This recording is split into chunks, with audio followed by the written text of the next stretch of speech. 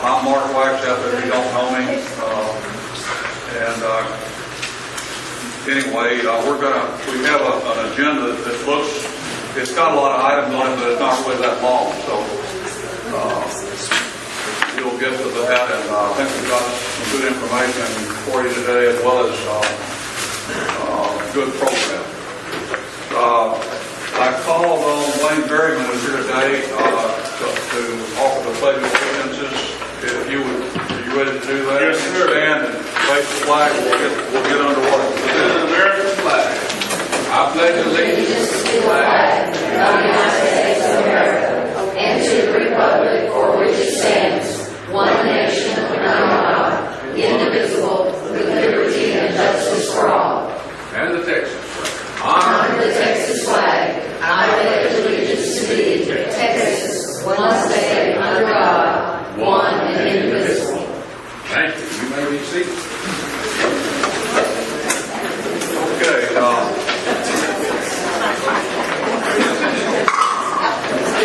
First, we always begin with our program, and we have actually two speakers today, or three really, but Betsy Chimney from Better Business Bureau is here to talk about something that is of great interest to us, that is frauds and scams that are targeted especially at seniors like us. And the title of her presentation is Opportunist Not. Very appropriate. Betsy?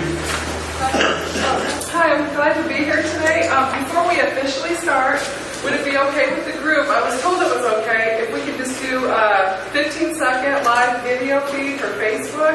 It's just going to go to the BBB page. If you're not comfortable being in it, you could maybe, if that's okay. Is everybody comfortable? Yes, it's small and white. So what I'm going to do, when she goes live, she's going to put the number one up. I'm going to say something real quick and then turn around, and all you guys have to do is wave and say hello. Okay?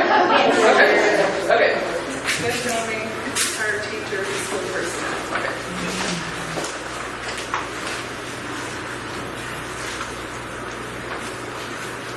Good afternoon. Your BBB is here at the Smith County Retired Teacher and School Personnel Association meeting. We're here today to talk about financial fraud and scams. Our group would like to say hello to you. Hello.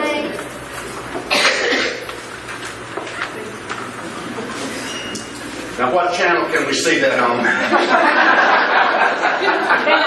Better Business Bureau serving Central East Texas. So I just published it. So we're not live anymore. Okay.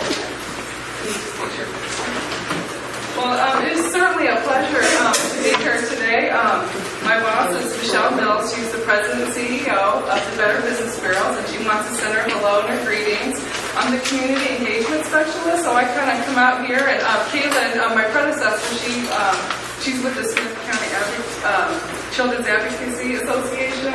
She moved on to that, but I have taken her place, and we were scheduled last spring. But now I'm just glad we're able to be here today. What we're going to talk to you today about is financial fraud and scam. Now, what if I told you one out of every three people in this room, if you look to your right and you look to your left, one of you is going to be targeted or become a victim of financial abuse. Today we're going to talk about these criminals, their tactics, and things that you can do to prevent financial scams. Why are senior citizens targeted? Because you guys are, because you're most often at home. And did you know that over 70% of the nation's wealth is controlled by those that are age 50 or over? So you guys are often at home, you have a trusty nature, and you have fairly easy access to a lifetime of savings. The first common type of theft is called identity theft. That's when they want to be you on paper. They want to do anything to try to get your social security number, your birthday, because they want to try to get credit cards under your name, open up bank accounts, or make purchases in your names. There were 9 million victims last year, and an interesting fact by the Federal Trade Commission, Texas was 4th in the state last year. And I didn't know that until we did research on these scams.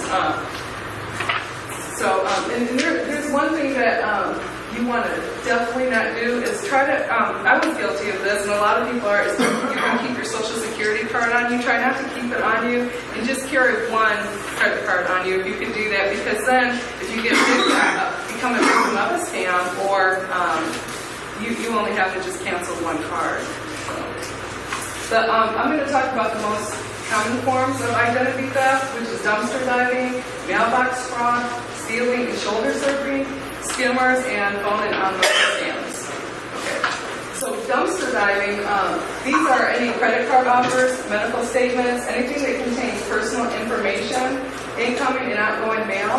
I recently just lived in California last year, and they actually have gone to mailboxes that are locked. We're not saying you have to go out and get a locked mailbox, but as soon as you come home, every day try to retrieve that as soon as possible, not to leave your mail in there for days. And if you have to mail something out, like your bills and stuff, just try to take it to the post office. That's usually best. The average American, we use 650 pounds a year, and it's just a gold mine for identity theft. Even if your personal Social Security number, but just get your date of birth or anything like that. Fraudsters can definitely use it. So what should you shred? Shred anything that has account numbers, addresses, birth dates, email addresses, names, passwords and PINs, phone numbers, signatures, Social Security numbers, but also like insurance documents, investment documents, even airline tickets, tax forms, travel itineraries, utility bills. That's another big one. I gave you guys a sheet of paper. We had a shred day in April of this year at our location, but we have one this coming. I don't know if you have any relatives or friends or want to make a drive to Longview, but at the Austin Bank, we're having a shred day there. We partnered with the Wendell Chamber of Commerce. We're going to have a shred day then.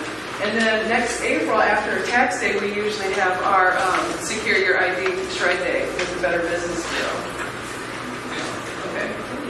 So, stealing. Okay, so the old-fashioned way is just pickpocketing. What I have today, I have these electronic, these are electronic protection sleeves. I'm going to hand one out, and I also have a goodie to give you guys as well. You want to try to put your credit card in here, because nowadays they have what's called electronic pickpocketing. My mom got pickpocketed this way in Michigan, but sometimes they sell wallets now that have this magnetic, so they can't magnetically get your credit card. So we're going to give you guys one of these. But that's the old-fashioned way, is to pickpocket your pocketbook, or to electronically try to get it. And also shoulder surfing, when people look over your shoulder or get binoculars to try to get your information. When you have to put in your PIN number or your electronic signature, try to cover it up and try to hide that to prevent that as well.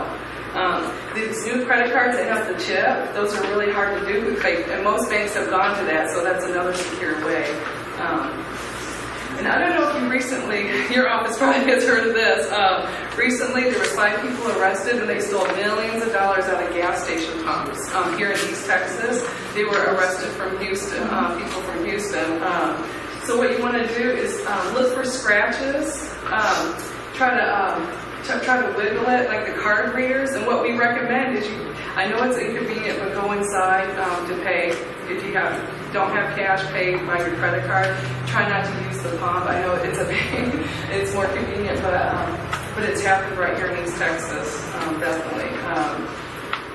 And also on these credit card machines, when you slide it, you want to look for like the scratches to see if it's been altered, but look for also hidden cameras, because these hidden cameras are trying to get your PIN number as well. So, I was going to say, I was one of them that got in. They scammed me on using the gas tanks about a month ago, so I was in on that. So. Oh yeah, very, very unfortunate.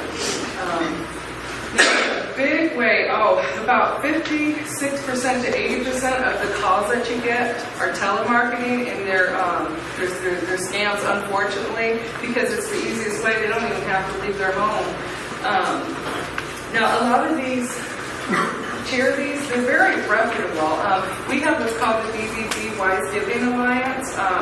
If you go to give.org, but see, a lot of these charities, they're lookalike charities, but the reputable ones, they'll give you a tax ID document saying this is tax deductible. They'll let you know their mission and things like that. But A lot of people call even after an event to try to get your sympathy, but what you can always do, there is no rush. Just get information about them. You can do your homework on them. You can even say, no, I'm already budgeted for this year, but I'd like to take a look at it for next year. Or I can get back with you. So nothing has to be done like right away or immediate. So we want you to be careful of that. There's also, the grandparent scam. This happened here also in East Texas. And I recently went to Washington, D.C. for training, and a lady who works at the FTC, it happened with her grandparent, they'll call and they'll try to get the name of your grandchild, or sometimes they know the name already. And they'll say, hey, you know, Matthew is here, he's in jail, or he's at the hospital, we need to wire you money. And it's actually happened where people have wired money.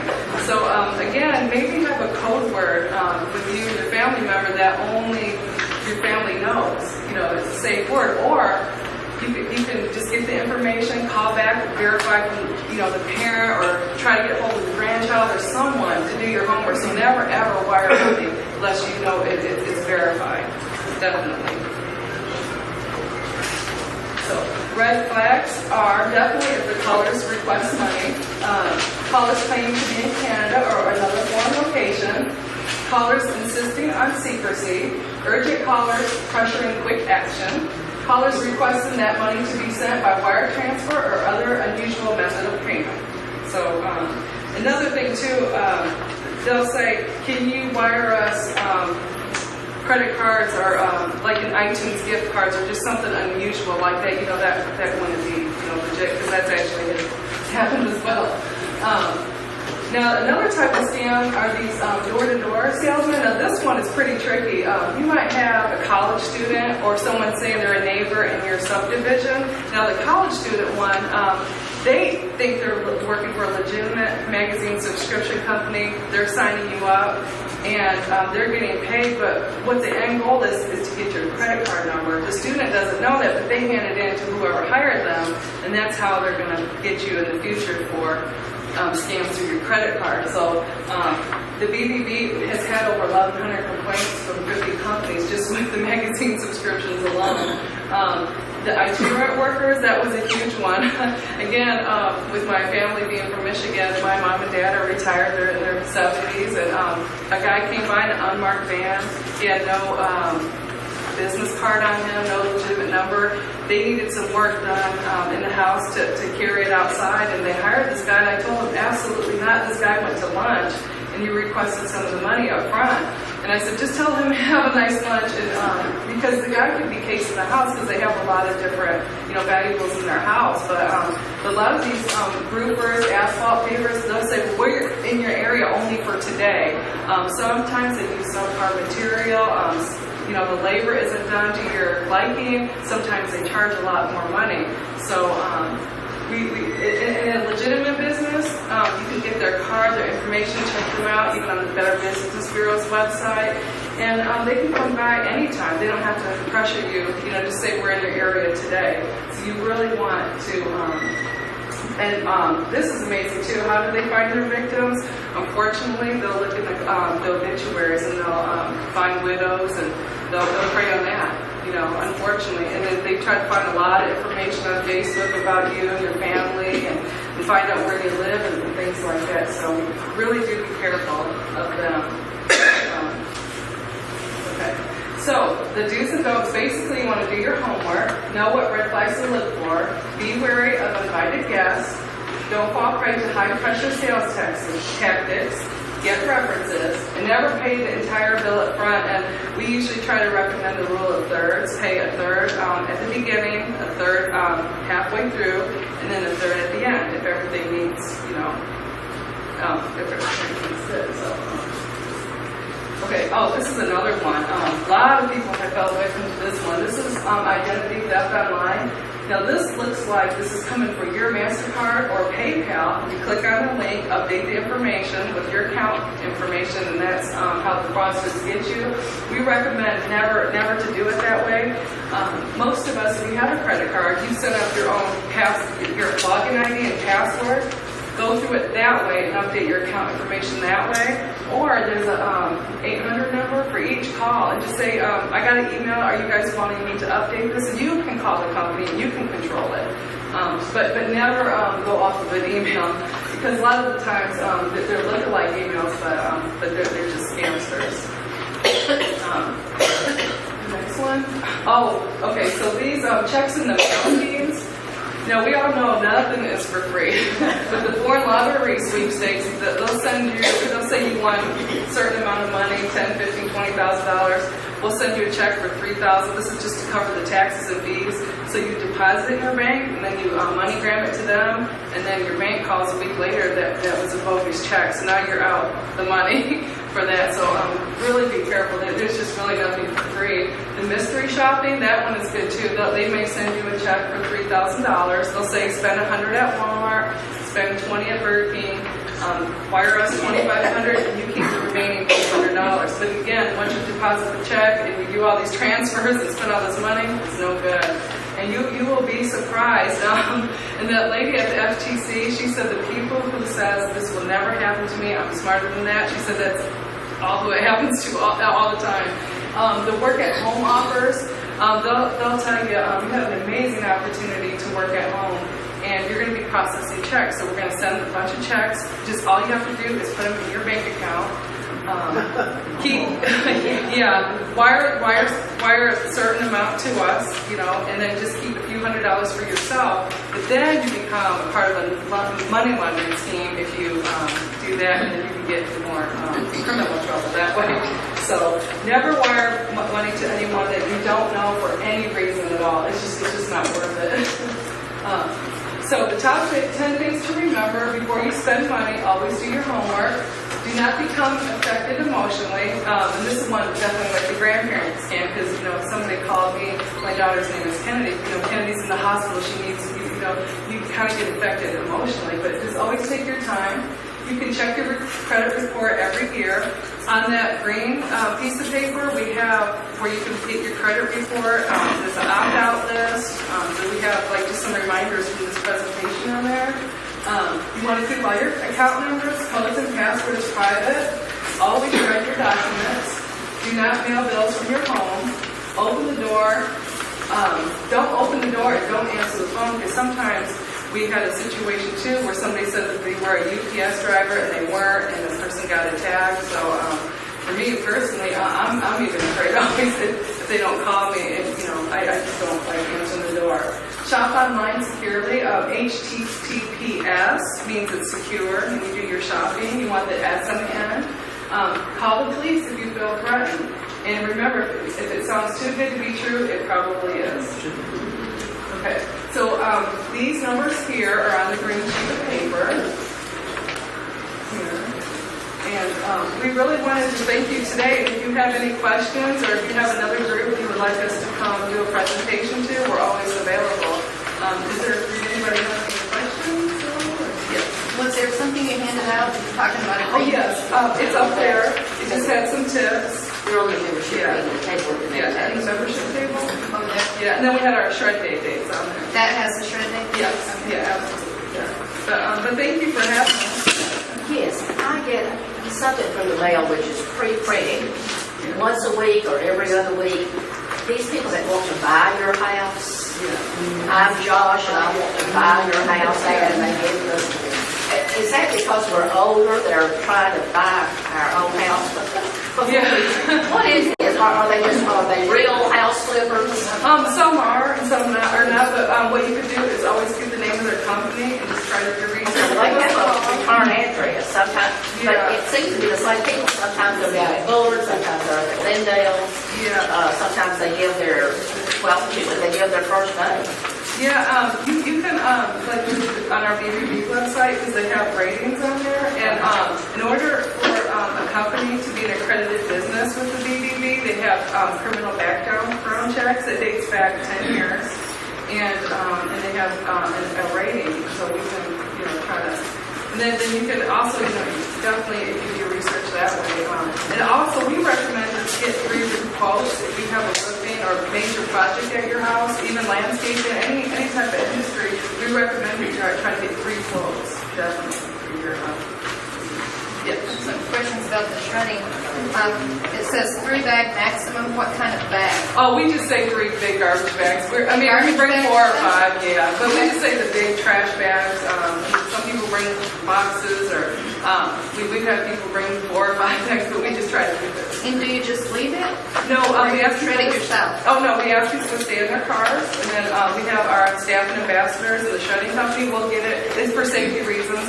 We'll get it, and then we put it right in the shred truck, and you're more than welcome to watch it being shredded right there.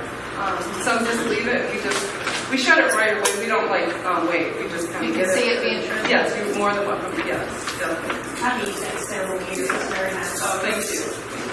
But the food, you just versus A and look at A on the computer, and they just show you where they need address and everything. Yeah, unfortunately, I'm sure as your representative, you guys got a lot of that. Just, you could Google someone's name and then their address. Yeah. So, and how old you are, who you're related to, everything's on there.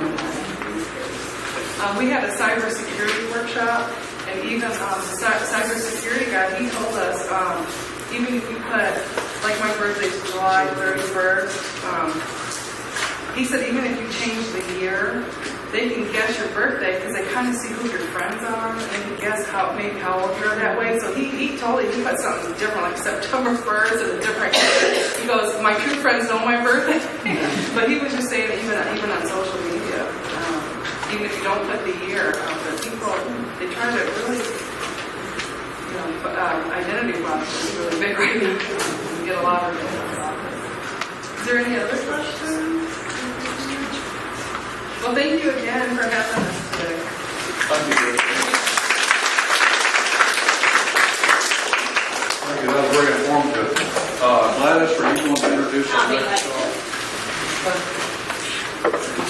Okay, those of you who were at the banquet in May, I talked just a little bit about the academic rodeo and mindset, and told you that we have some wonderful opportunities. Some of they're going to tell you more specifically about them, but it's not locked into it. It's like one day a week when you have to do something. Some of us don't want to get locked into that, but on occasion, we can plan our schedules and do this. These are very noteworthy contests that they have. I'm going to volunteer, and so I hope that some of you will volunteer also. We have Deborah Newman, who's going to talk about academic rodeo, and Suzanne Ryan, who's going to talk about mindset.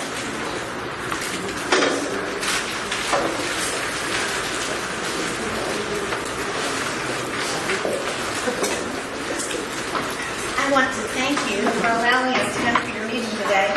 And I'm going to start these around if you haven't had an opportunity to see one before. This is an overview of our academic rodeo.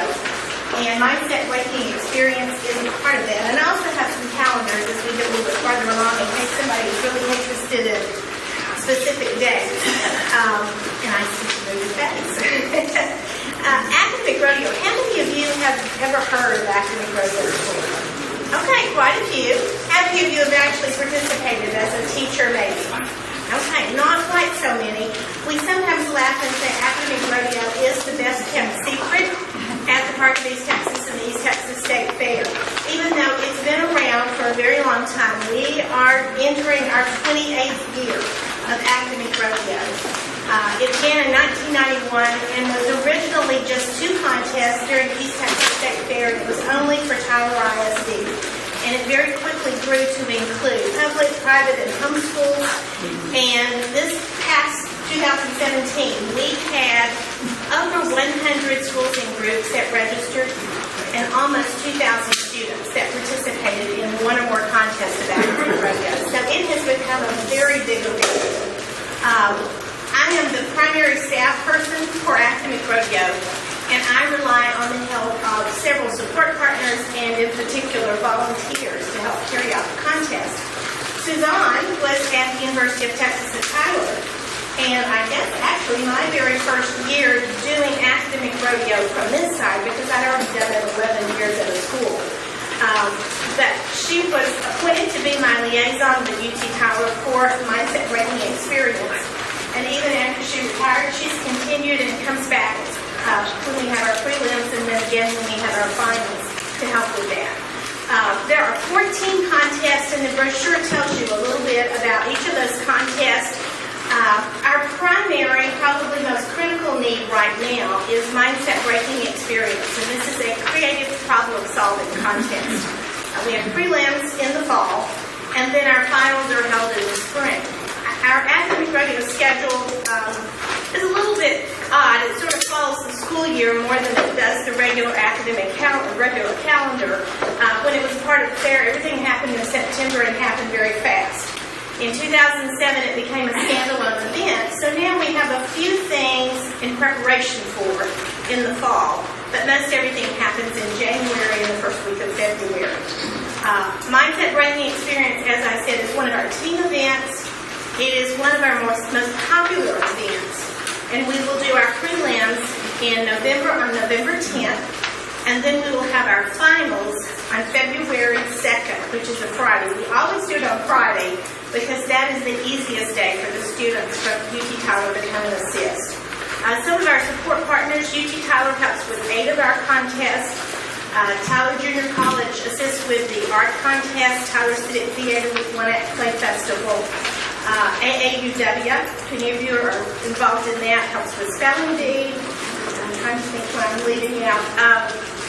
I have one individual who has devoted herself to our Academic Challenge Quiz Bowl and has been the moderator almost from the beginning of that. So a large number of volunteers work with these contests. We have a sign-up sheet in case anyone is interested in helping. And Suzanne has continued to help coordinate between our liaison at UT Tyler and the students. Why don't you tell them a little bit about your experience with Mindset Breaking and Academic Program? How many years have I been before? 12. Something but I am delighted to serve in this creative mindset breaking experience. I have recruited from the School of Education classes, my classes. We can give you a little extra points if they come, but aside from that, with other education classes too. And but we decided to ask you to help us be volunteers as well. Some of the students have other obligations, and we never know exactly how many we're going to get. And since this is such a huge event, sometimes we have 3 concurrent competitions going at the same time. And so within each competition, we need a minimum of 3 to 5 volunteers for each group. And so that aside, there are elementary, middle, and high school students from a variety of schools in this whole area who compete. Usually at each school there's a designated creative mindset faculty volunteer to train the kids to think outside of the box. How fabulous is that? You know? And so it's always interesting to see their minds at work.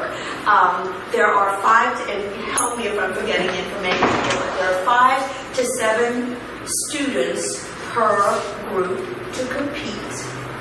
They do not know the challenge ahead of time. And so when they come in, they've got a variety of challenges. It could be something like your challenge is to use these materials to make a specified item with certain specifications. And sometimes there's a combination of challenge with not only building something, but presenting a play after. And there's very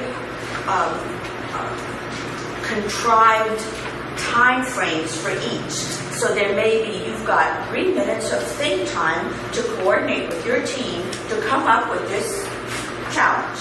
And then the actual enactment can be now, time, and there's a timekeeper, then you've got 5 minutes to present. And so they are scored not only on creativity, but they're scored on the cooperation of among the students, because there again, we've got to observe to see, because sometimes there's, okay, if we do this, we do this, blah, blah, blah.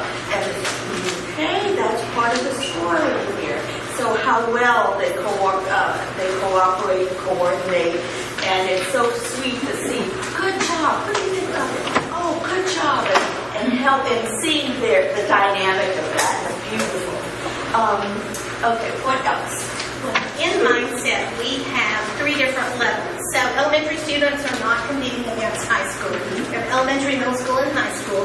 And as Suzanne said, this is a very popular contest. This past year, we had, I think it was somewhere between 70 and 80 different teams participating in the prelims of Mindset Breaking Experience.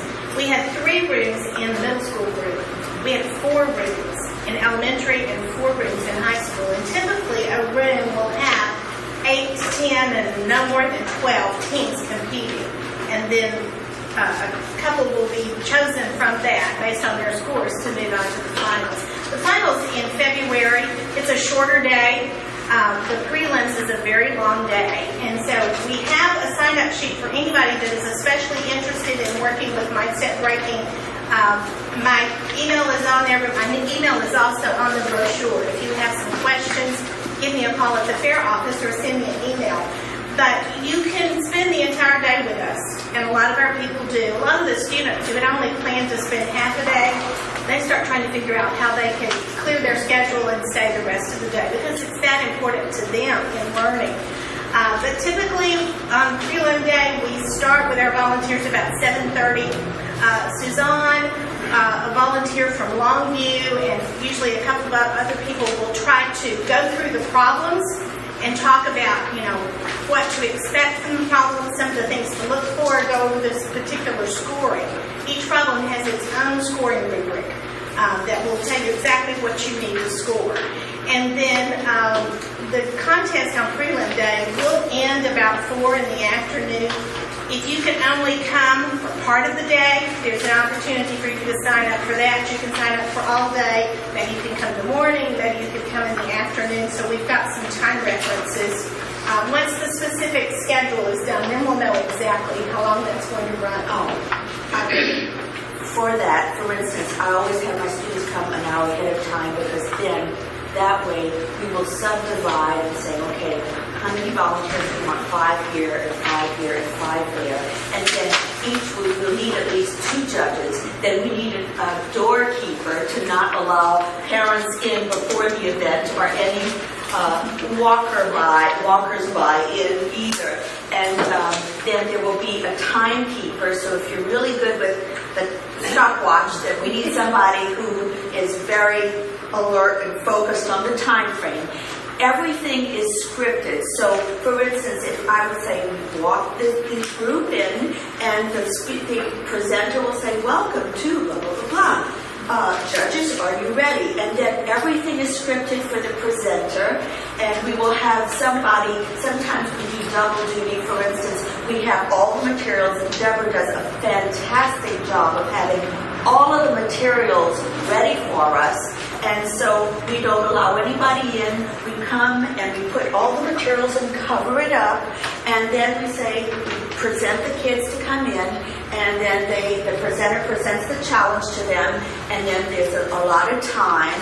And then when they're done, after they're finished, okay, are you done? Yes, we're done. You may sit in the audience, and the judges go behind the partition and do the judging.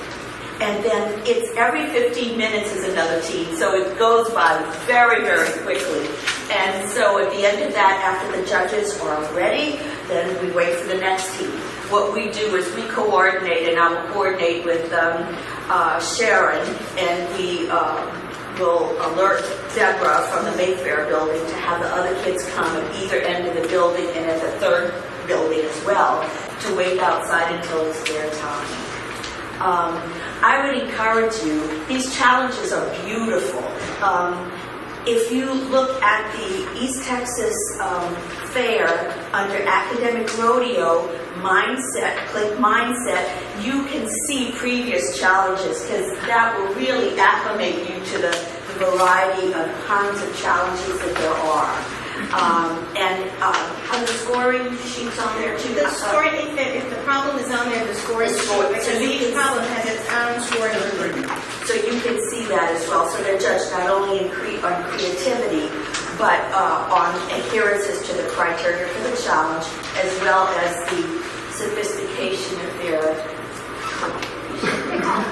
It's a fun contest. When I was at a school and I coordinated our academic rodeo and other academic contests, Mindset was my favorite contest, my favorite to coach. Academic challenge quiz is my second.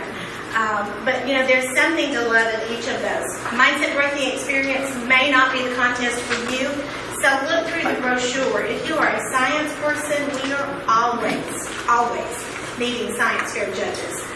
If you really like trivia and would be interested in being involved with Quiz Bowl, I would love to have someone assist with questions. So there are lots of ways you can be involved.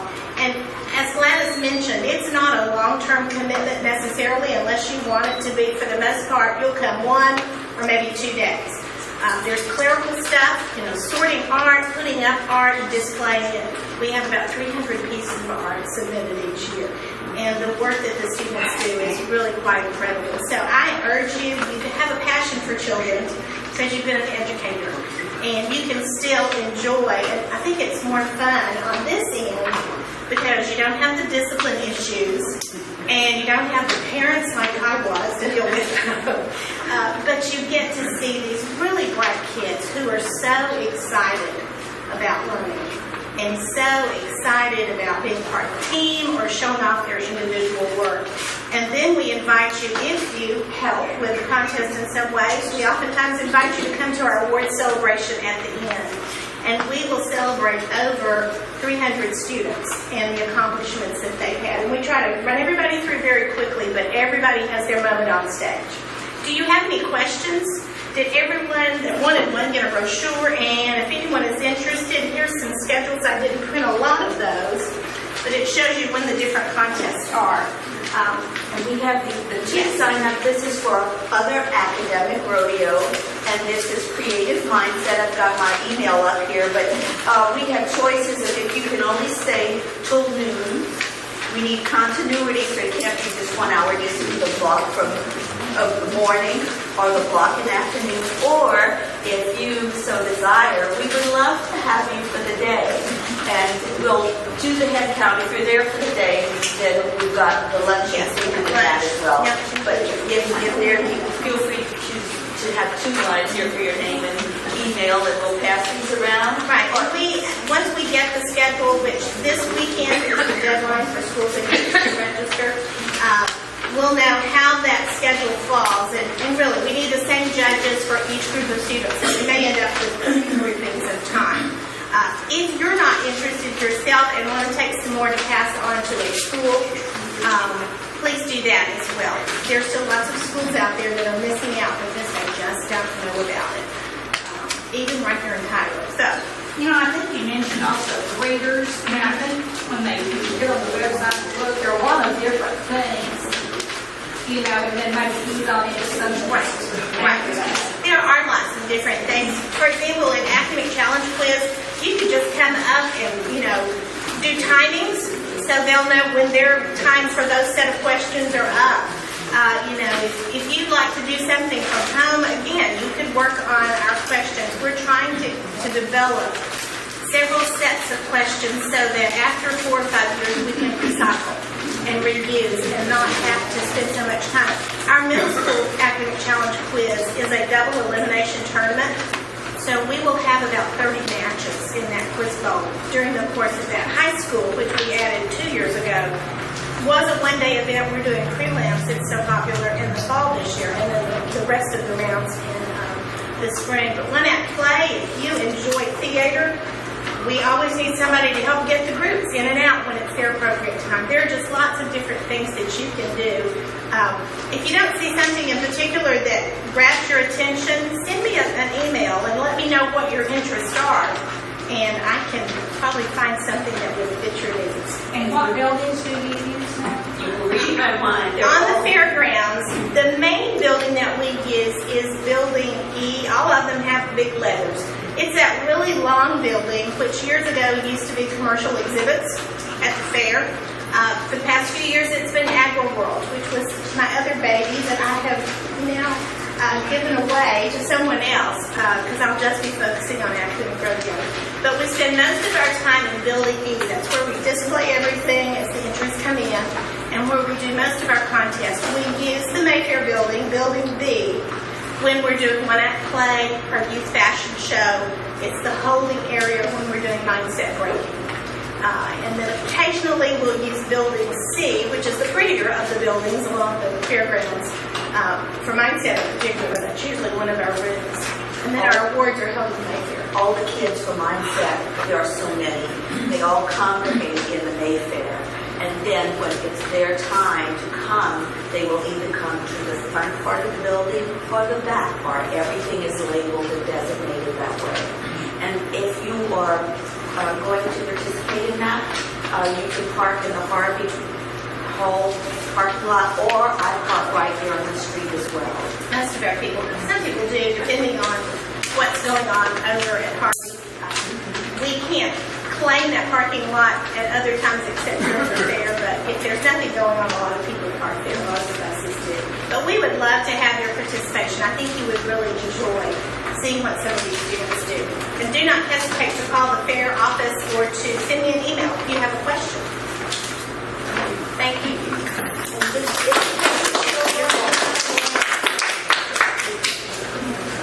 Thank you so much. For that, be sure to sign in if you haven't, before we get our attendance. I meant to mention that at the beginning and put in mind. I'm going to deviate just slightly from the agenda here.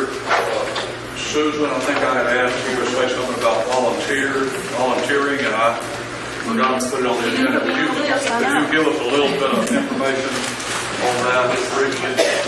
Well, I just want to remind everyone to keep up with your hours. They run from January through the end of December, and I will be getting your totals in January. So keep them on your calendar or your day book, wherever you can keep up with it. If anyone has any volunteer ideas that you need help with, let me know, and I'll see if I can round some people up.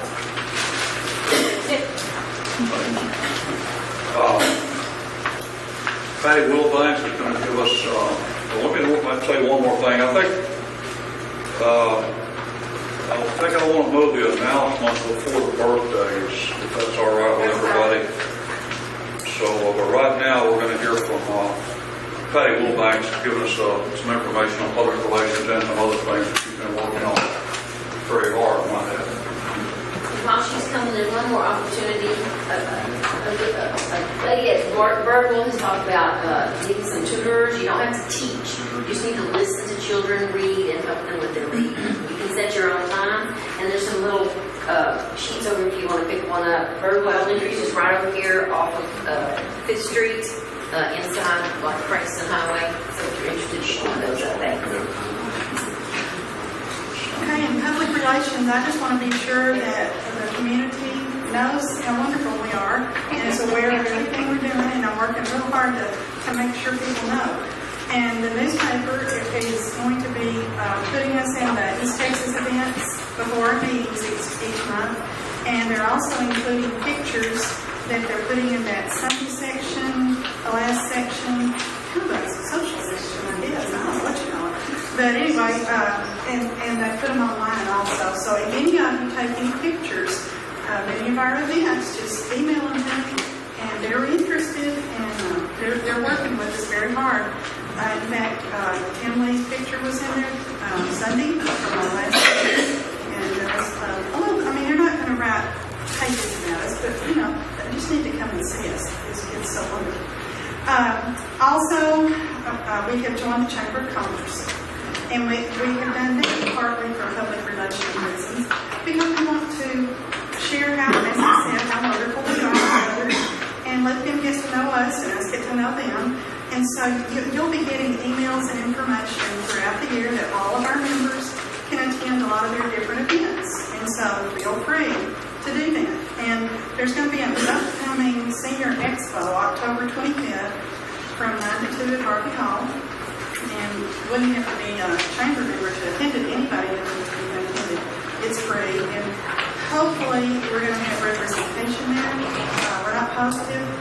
we're trying to. So, anyway, some of you, I believe, have gone with that before and said it's really good. Another thing, and someone that was signing people in back there and giving out name tags pointed this out to me. These little brochures that I found on the back table back there about TRTA tell a lot of good information. And when she was working in one of the schools or visiting one of the schools, she left them on the campus, and the teachers were very appreciative, and they were not familiar with some of this stuff. So pick up some brochures and share them, because people just need to know all these things. And then another project that I'm involved in because of being second vice president is the book project, where we give books to children that they possess, that are their very own. And so we've got a lot of them collected. We're working on sorting that out. But it's been an issue for the past few years because people were having to store things in garages and, back bedrooms and closets. And it got to be awkward. And so the ISD found a little spot for us here for about 3 months. And then they moved us to the storeroom behind the boardroom. But I mean, it's, the price is right, so we're not complaining. And then I got a call the other day, and they said, we have found another place for you, and we'll leave you if it's okay. And I said, okay, I'll come look. And so we have a suite of rooms at Ferry Elementary now, so clap your hands. I'm very excited. It's a really big deal, in my opinion, because we can work on our book project, we can have officer meetings, we can have committee meetings, we have a big room and furniture, and another little room, and a big storeroom, and bathroom, and we've got it all.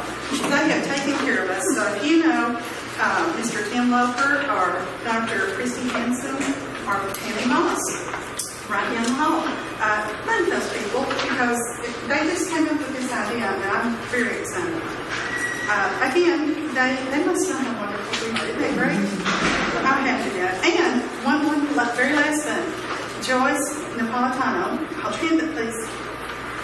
Last month, as healthcare committee chairperson, she brought a recipe, a healthy recipe, that any of us could pick up. And it's made on the table today. So help yourself. And thank you for the recipe.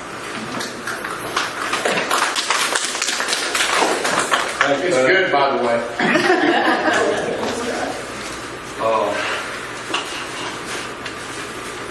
Jan, are you ready to do the? Mine's self-explanatory. Okay, If you have a question, you can ask me. Are there any questions or comments on the minutes? Anything on the treasurer's report?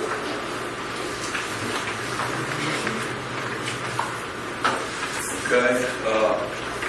I asked Marilyn Williams. Marilyn, I, Lynn, and Jane went to the district meeting last week, and I asked Marilyn to share some information and news from the district meeting. So, Marilyn, take it away.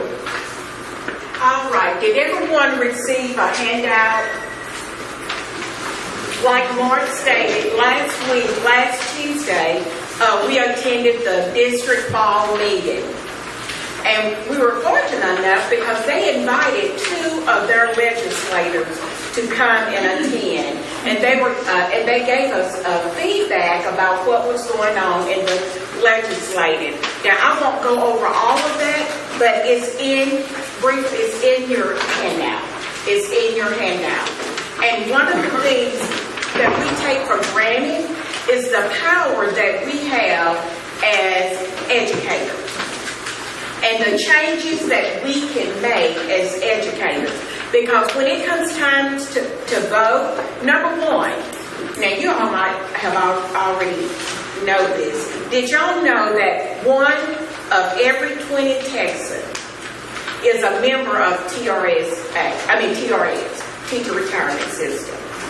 We are a powerful group and we can make changes. We can make those changes when it's time to vote. Now, when it's time to vote for your representative, one of the things that they brought, the legislators brought to our attention, educate yourself about who you are voting for. Now, me personally, I want to vote for someone that's going to be in my best interest. In other words, I like getting that check every month. So I want someone that's going to continue to make sure that we get that and the insurance. You know, it's sad to be 65 and older, and you got to, I think about that billboard that I see about food.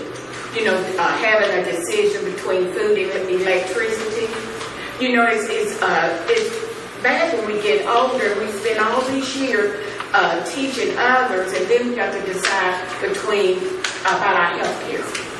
So one of the things that they really encourage us is educate yourself about who you are voting for. Write to your representative. Ask them questions. Ask them, how did you vote the last time? You know, that's your right to find out, you know, how did they vote? Because, you know, on Rally Day, Gene and I went to Rally Day and we talked to one of the representatives, and he has his wife is in the education arena. I think he said his mom was in the education arena. So it would be interesting to see, did he vote for or against? But I won't get on my soapbox about that. November is Foundation Month, and the foundation, it helps thousands. It gives money to thousands every year. It helps current educators, past educators, and future educators. That's where monies for scholarships for teachers come about. And Ms. Jackson, are you over the foundation? Probably not.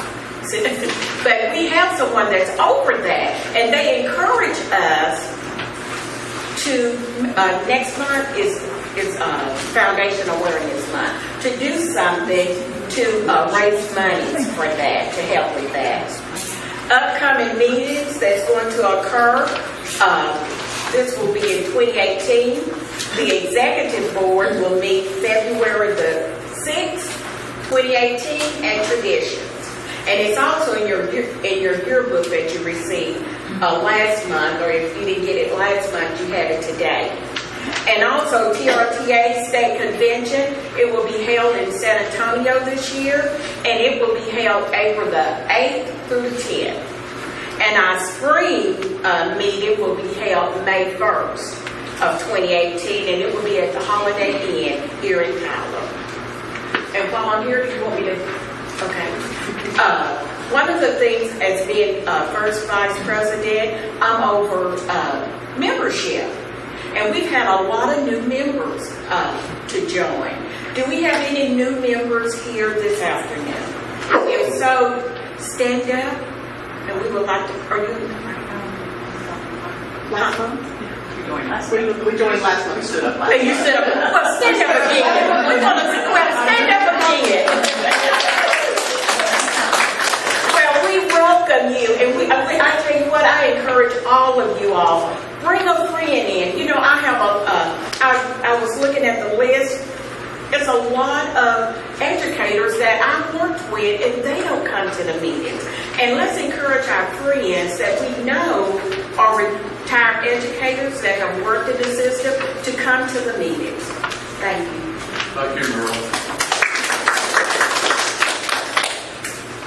I have a couple of comments in kind of that. I realized I had asked Jenny to fill us in on anything legislative. I'll wait till she finishes. She may cover something I was going to say.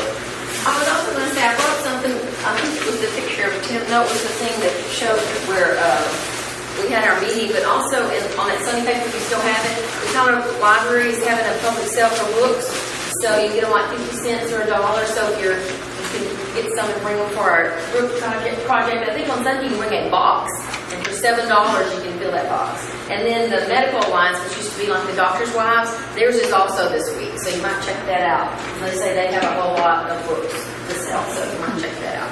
Not legislative, but there. I know Jack Short is here from Matt Schaefer's office, and Matt is actually the one, Representative Schaefer is the one that Carol and I went to talk to that when we were down at the Capitol. Anything you want to say or add today? No, We're just glad to be here. glad to be here. Okay, all right. He comes The only to thing our meetings. I would say that Okay. when it comes to legislation, you do have to pay attention to was it legislation from the House or the Senate that passed, and it goes to the other side to be matched up. Sometimes the way that they have altered the bill, that's what makes it not be voted for. They've added something on or deleted something, and you just got to be, why did you vote for or against the bill? Sometimes it's because they took a very important factor out of it, and I couldn't vote for that because it wasn't what I told you I would vote for. I will say that at our district meeting the other day, Representative Travis Clardy, who actually, because I live in Cherokee County, he is actually my representative, he was there, and Trent Ashby. And Trent Ashby and John Zervos were on the Appropriations Committee, I think that's right. Yes. When the bills were coming through and everything. And so at the convention, they came in, of course, we stood up and gave a standing ovation. Now, both of Clardy and Ashby said, we didn't get what we wanted, but at least you have some health care. I mean, because if they had done something, we would have had nothing. I don't know, does it sound great considering, because I'm one of those 65 and under, I'm one of those under 65 people that my insurance is like doubling. He also had praise for Robert Nichols, who is also my senator. But I think he kind of stood up in the Senate maybe and did some not unpopular, but anyway, people weren't happy with some things he did, but he stood up for us. The main thing I want to talk about today is to vote. In November, it's not an election for legislators and things like that, but it is for a constitution. We have some constitutional amendments that are up, and if I get a chance, I'm going to put this email that you can look it up, what they are. Usually the Tyler paper will have the amendments in there. I think there's 7 of them. And then they'll give you the amendment and then what they're saying or who's for and against. I live in Bullard, and even our Bullard paper will do that usually. So check the Tyler paper on that so that you can be... Do we know when that's going to be printed? I don't know. The election is on November 7th. I would look at it. I would look for it within like maybe 2 days before. Well, I think it's earlier than that. I hope they do it. Yeah, I would say within a week. Well, and they might need, I wish I was thinking about checking on that. This little thing that I brought with me about that is from Senator Nichols' office that says that they would be glad to send you a copy of the summaries. So I imagine if you'll get in touch with your representative or your senator, they will get you in touch with some information about that. Early voting starts on October 23rd, so it's coming up. And then election day is on the 7th, which is the week before. I think next time, so we need to do it before there. Did you happen to bring any voter? No, I will have to get deputized because they don't just give it. Oh, okay. So I'm going to do that before the On the way back from the district convention, we discussed maybe having some forms where if you were not signed up to vote, that you could do that. Now, I did notice that today is the October 10th, which is today's the last day to do that. So For the November. Yeah, for that November election, I'm sorry, to sign up. But back to the legislative part. Tim Lee has said this over and over and over that our legislators are not really elected in the fall when we go for the big election. They're elected in the primary.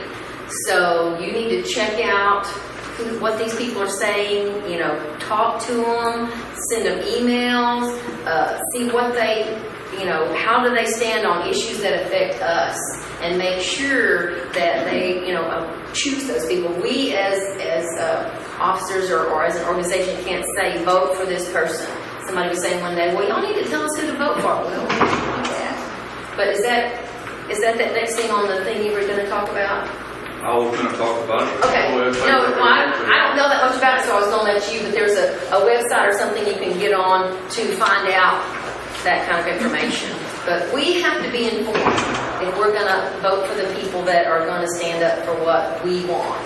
And so please don't stay away from the primary when it comes up in the spring. Because a lot of times that's where, I know the one, this last one with Brian Hughes, there were 3 people running.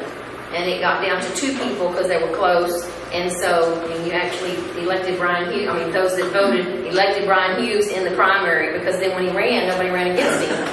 So, he got elected. So we have to be diligent about that. And so be sure and encourage not just other retirees, but people that neighbors, and tell them, how important it is to us about our health care and our other educational issues, that we need to make sure that we vote for people who are going to stand up for us.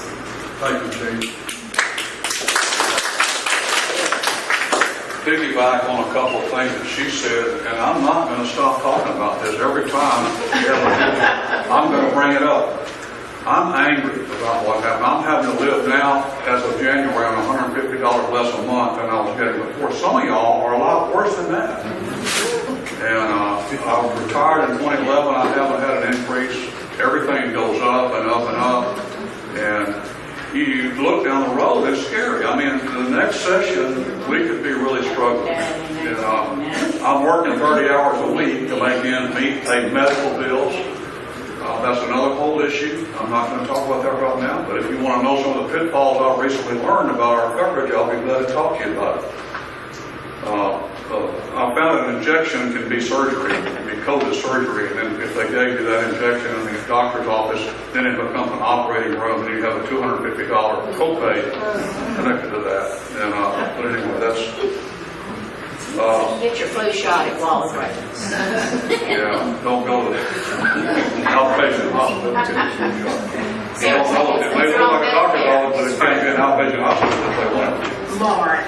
Also, in this handout, if you look towards the back, it talks about challenges and also different ways you can save. It gives you information about that too. I want to re-emphasize, if you're not registered to vote, get registered. There's no excuse for that. We've had people that supported us for the last 15 years in the legislature that got voted out because teachers sat back and didn't go out and vote in their own interest and support those people. And now we're suffering the consequences.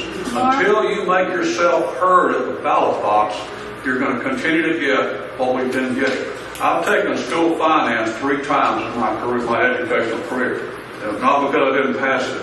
I got my bid management, and you had to take it for that, and I got my superintendency, and I had to take it for that, and I got my doctorate, and I had to take it again for that.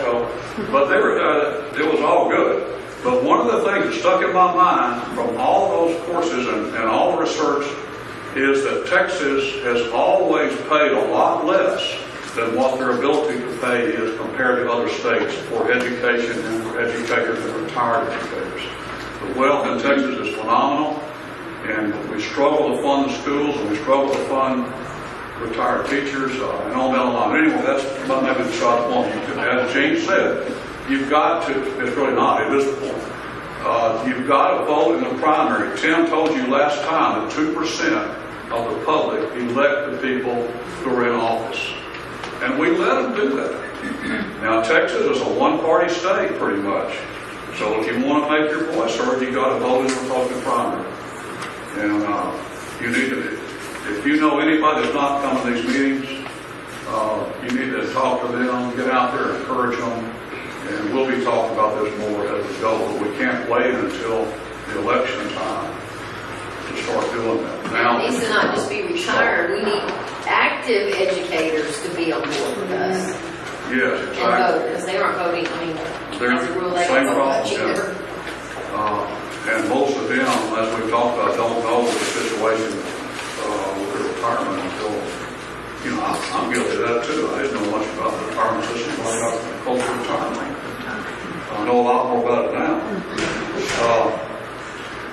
I will say at the district meeting, as Gene said, Travis Party and Trent Ashby were there. Now, Trent Ashby did some very heroic things on our behalf during the last session, special session and the regular session. I told him, appreciated what he did on our behalf at the meeting, and he said, oh, we're just getting started. So I was encouraged by that. So hopefully, he may, I'm told that he's pretty strong down in the Lufkin area. He's from Lufkin. So I'm expecting him to get reelected, but you don't know. I mean, nowadays with these super PACs and, outside money coming into the state, if somebody, well, he didn't go along with somebody, lieutenant governor or somebody, they may target him. Unfortunately, that's how politics is working these days. But I think he and the party are both strong enough that they'll withstand anything. But that's just my opinion, the way I feel, my kind of feeling I have. But I have a friend or two in Lufkin, and they say that Ashton's pretty well suited down here. Let's see. We talked about voter registration. What I'm thinking, I'd like the officers to remain for just, 5 minutes after this. Now, another thing, what is our attendance today? 41. 41? Yes. Thank y'all. We appreciate y'all being here, really. I included, this is something I talked about at the district meeting also, these healthcare events, information session from TRS about their healthcare changes. Has anyone signed up for the one that's going to, and the ones that are going to be here? And those two are full, because when I called a week ago Monday, they are full, but they were talking about they might add some more sessions, but Okay, I called this morning and they're not going to add any sessions here. yeah, there's 2 days, there's 4 sessions over 2 days, but all 4 days are full. Yeah, there's the webinars. Yeah, I didn't sign up in time, so I'm going to have to watch one of the webinars. But that information is in that little bit of information. Well, you have to sign up for that too. Yeah, I got to sign up for that. And Well, Howard called, and they said that they were both full, so we couldn't be right, that's what they. missed last I night. said, well, it's just too bad for us. But yeah, I guess so. I don't know about the ones. Like there's one in Lufkin or more than one Lufkin and Nacogdoches. Those are listed on their website. I didn't ask about those if they're still open or not. But I guess we better hurry up and sign up for the webinar. We haven't got into can't get into those. But anyway, you have that information. You can go to that page and find it. I also included. We talked about this last time. Should have mentioned this before that, I guess. I copied the Facebook page for a group that organized last summer called Texans for Public Education. And I hope you will get on, if you have a Facebook account, get on and find that, like it, join it. I think this is what Gene, we talked about a while ago. This group was part of some of this group was sponsored that rally over in Longview last summer. And one of their purposes is to construct a database and list the elected representatives and senators and evaluate their position versus our benefits and pension plan, how much they supported us and public school, not just us. So I think that's a good thing, for that. If we keep it up and they don't let it die, that can have some influence. Everything I've noticed on it is only up and up. There's no, criticism or anything like that on this side. Facebook's full of all kinds of stuff, but their side is pretty, I think, only up and up. They are public educators that put this together. They're volunteering their own time, and they put quite a bit of time into it. So please look at it and keep up with it. And we'll try to keep you as informed as possible at these meetings about information that comes along. But again, you as an individual need to contact your representative, your senator, and tell them how you feel about this. I got a letter from a senator the other day talking about positions that are totally opposite retired teachers and public schools. Wanting school choice and all this stuff. That's not something I can support. Because I know it's going to hurt public schools. Already hurt by the funding. You take away that funding. I won't get into all those details, but that's what I use that to emphasize the point that you need to contact them and let them know how you feel about this. And it can only help us. It sure can't hurt. At district, did anything get brought up that Tim mentioned about insurance, that TRTA is doing something? Is this what you're about, the kind of scammers that are using TRTA? Marilyn said it's in there. It's in that Is it in packet. there? Okay. Oh, okay. It's something TRTA is joining. You may have But it's So it's another what we option. have. It's in there, yeah. Okay. I don't know enough about it, the details of that to say. But there is a something about it. place to call or go look. Okay. Now, one of the things that They haven't published it yet. They also said to be careful, because if you do change, it's not part of our insurance, and if you get out, you can't come back. Right. So be very careful before you. And it's try to get it out. only over 65? Yeah. be sure to talk to TRS before you make any changes. Like Lynn said, once you get out, it's doubtful you could ever get back into it. Now, Tim also mentioned that there are some insurance people that are putting products together that have the acronym TRTA to make it look like TRTA has endorsed that or sponsored it somehow. You got to be careful about that too. Scammers we heard about a while ago, it's everywhere. Remember, those of you who have newsletter articles coming out, I'll try to get email out about that. I think I've already told you the deadline. And I've got to meet that deadline too, so I've got to get busy on something for that. Does anybody have anything else to... Betsy? A lot of people ask what these are. These are iPhone cell phone holders. I know if you have kids or grandkids, my 8-year-old daughter loves it. You watch videos and movies or podcasts. Put your cell phone in there. That's what these are. They're valuable. People in my office wanted 2 and 3 of them. The last thing I want to say is, repeat from last time, if you know anybody who should be a member and is not going, we need you to talk to them and work on them to become a member. The more we get, the more voice we're going to have. Can we adjourn? Birthday. Oh, I'm sorry, birthdays. Birthday for October. We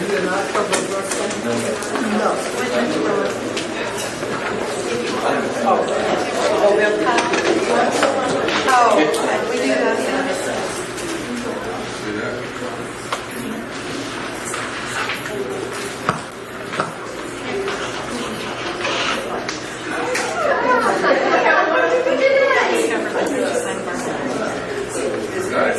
Happy birthday to you. Happy birthday to you. Happy birthday, everybody. Happy birthday to you.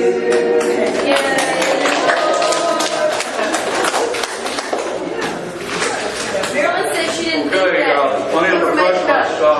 Marilyn said she didn't think that information about the Aqua Aetna thing was in there, but the 4 of us that went to the convention had that. I don't mind if you want to call me, and I'll tell you what was in it. If you need some information about it, I'll give you the information that was. I'll copy it off and mail it to you or whatever. If you're interested in that Aqua Aetna thing. I just got this foundation. Thank me. It's a thank you note from when I gave the foundation before. It came in the mail today.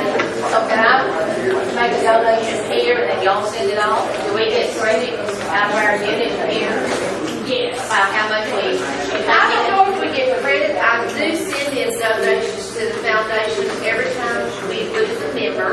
send in a donation. And like when Tim came and spoke, I sent him a donation in his name, from us in his name. Okay. Well, we've done it before. We had sent our checks and they didn't send. Because I don't ask